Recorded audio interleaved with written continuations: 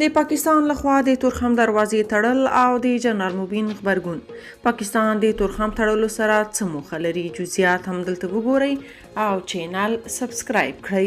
پاکستان بیا د افغان سوداګرو پر مخ تورخم دروازه تړلې ده. د تازه میوو یو شمېر سوداګر وایي تورخم دروازه کې یو ځل بیا پر تازه میوو بار افغان لاریو ته اجازه نه ورکول کیږي چې له کرښې واوړي.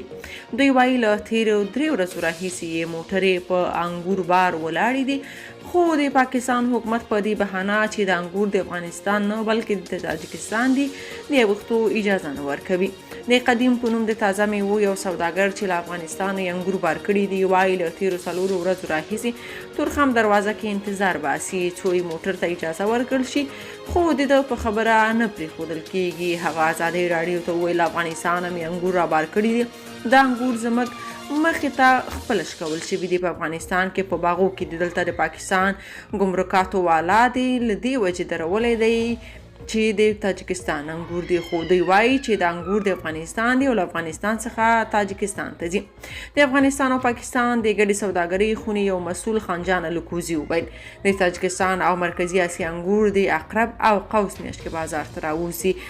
دغه راز تقریبا 100 ورځو ته را په دې خوا د سالنګ لاره بنده ده، نو انګور به څنګه له مرکزي اسیا نه دلته راشي؟ تنها دا یو ازارول دي او زه فکر کوم چې دا ښه خبره نه ده، دا بهانې جوړول دي. دلته د افغانستان حکومت شته، هغوی سرټیفیکیټ ورکړی دی، زموږ زراعتي مسؤلینو هغوی ته اسناد ورکړي دي. جنرال مبین ویلي چې پاکستان په بیلابیلو پلمو غواړي افغان سوداګرو ته تاوان ورسوي. هغه ویلي افغان حکومت باید د تورخم بدیلې لارې پیدا کړي.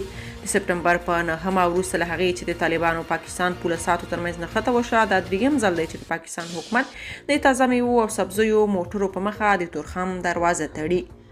که تاسو په دې اړه څه نظر لرئ په کومنټ کې شریک او چینل سبسکرایب کړئ.